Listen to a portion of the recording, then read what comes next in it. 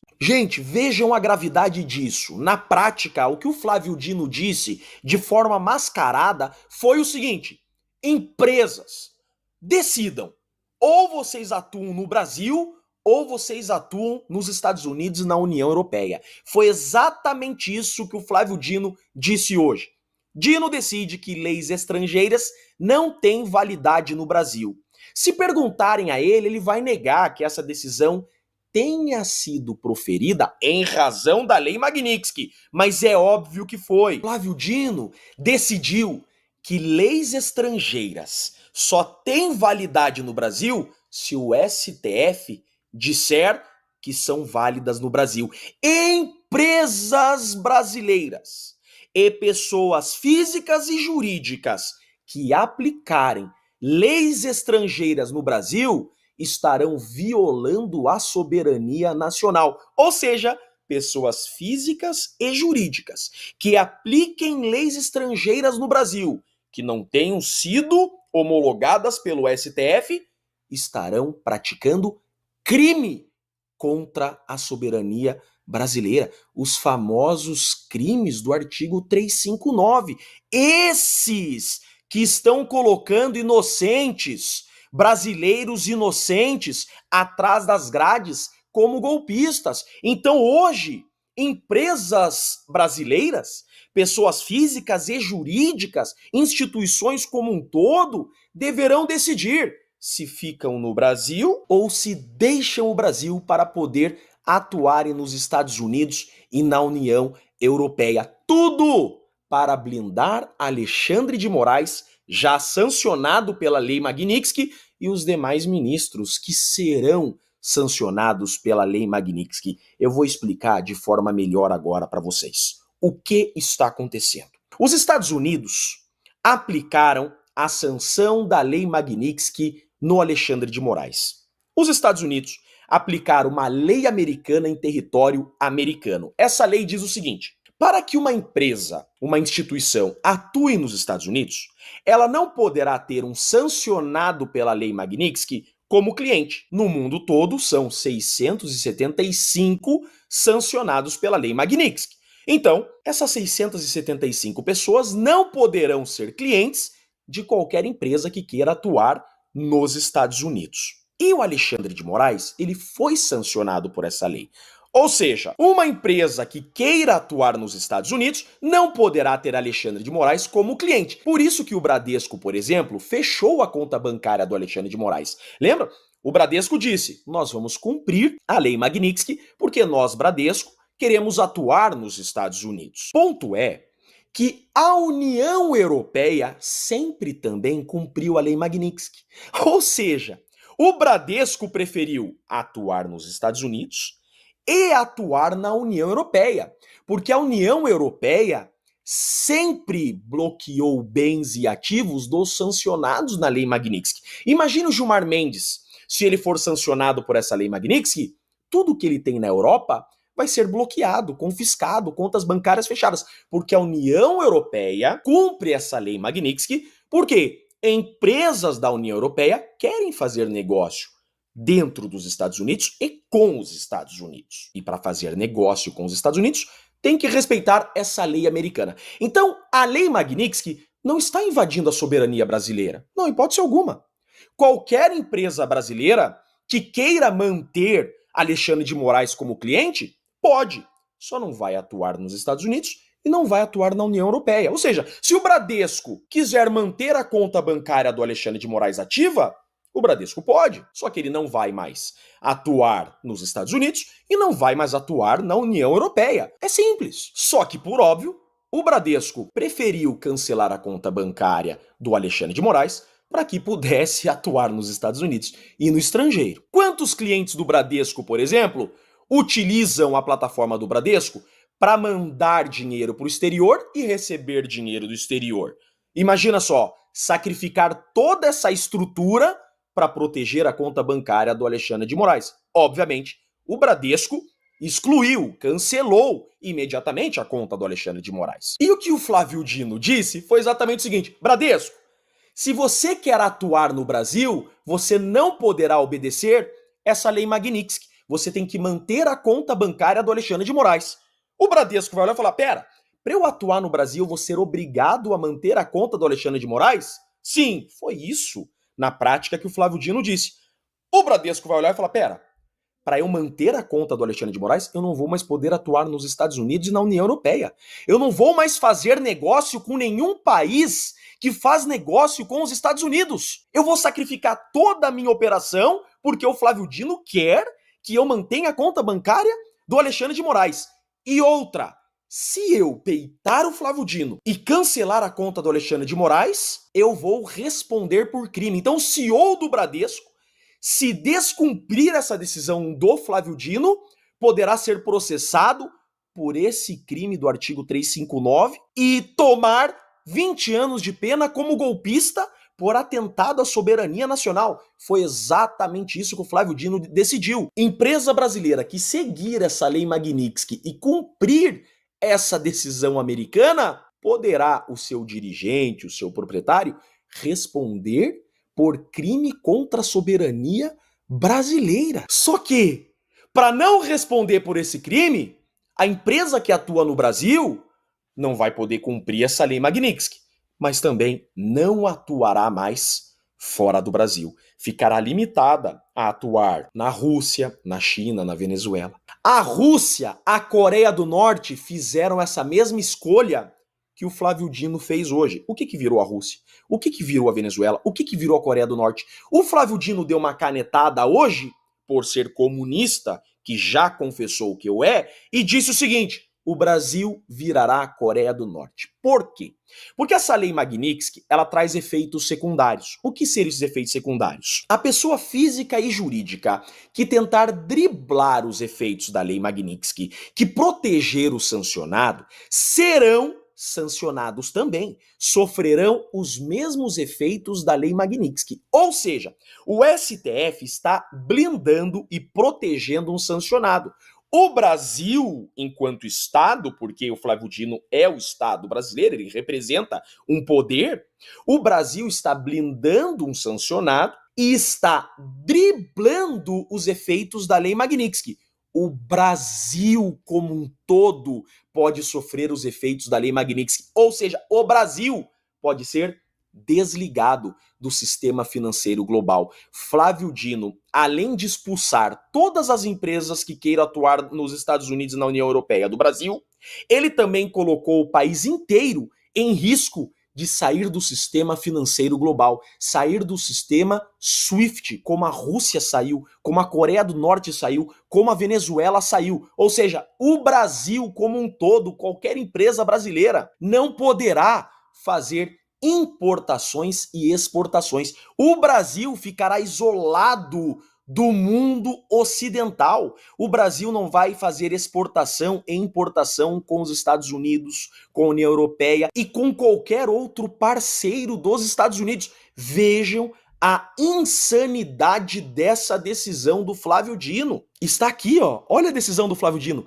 Qualquer violação à minha decisão, que é esse resumo que eu fiz para vocês, constitui ofensa à soberania nacional. Quem me peitar e cumprir essa Magnitsky, quem excluir Alexandre de Moraes como cliente, ofenderá a soberania nacional, a ordem pública, os bons costumes e vai responder criminalmente. Portanto, presume-se a ineficácia de tais leis, atos e sentenças emanadas de país estrangeiro. Tal presunção só pode ser afastada, doravante, mediante deliberação expressa do STF. Ou seja, é o STF que vai dizer se pessoas físicas e jurídicas no Brasil podem cumprir lei estrangeira e essa tal de Magnitsky. Gente, essa decisão foi dada exclusivamente para falar para as empresas e indústrias brasileiras que não é para cumprir a lei Magnitsky. Agora eu pergunto, a BMW, a Renault, preferem ficar no Brasil e não mais poder fazer negócios com a União Europeia e os Estados Unidos ou vão sair do Brasil? É isso que vai acontecer. É por isso que a Venezuela virou o que virou, a Coreia do Norte virou o que virou. Ninguém vai querer ficar no Brasil se para ficar no Brasil terá que sacrificar toda operação fora do Brasil. Terá que sacrificar toda operação nos Estados Unidos e na União Europeia. Gente, é a morte financeira do Brasil essa decisão emitida por um comunista. Sabe o que fica claro isso para mim? Que o Brasil quer atuar só com a China, com a Rússia e com a Venezuela mesmo. Estão fazendo isso daqui de caso pensado. Não é possível que queira uma briga dessa com os Estados Unidos, a maior economia do mundo. Gente, isso daqui é uma inconsequência sem tamanho. O Brasil caminha a passos largos a não mais fazer importações e exportações. O Brasil caminha a passos largos para nos próximos dias ser sancionado e desligado do sistema global financeiro como a Coreia do Norte foi. Isso daqui é muito grave. Flávio Dino acaba de expulsar do Brasil empresas que queiram operar com os Estados Unidos e com a União Europeia, ou seja, todas as instituições financeiras do Brasil. Flávio Dino acabou de dizer a todas as instituições financeiras do Brasil: vazem do Brasil. Nós não queremos vocês aqui. Flávio Dino, um comunista, acabou de dizer: todas as empresas que tenham negócios com os Estados Unidos saiam do Brasil. Se alguém tinha dúvida que o Brasil caminha ao comunismo, essa decisão é a homologação do comunismo no Brasil. Gente, é a maior desgraça que poderia ter acontecido. Eu sou Jeffrey Chiquini, eu sou advogado e deixo aqui um grande e forte abraço a todos.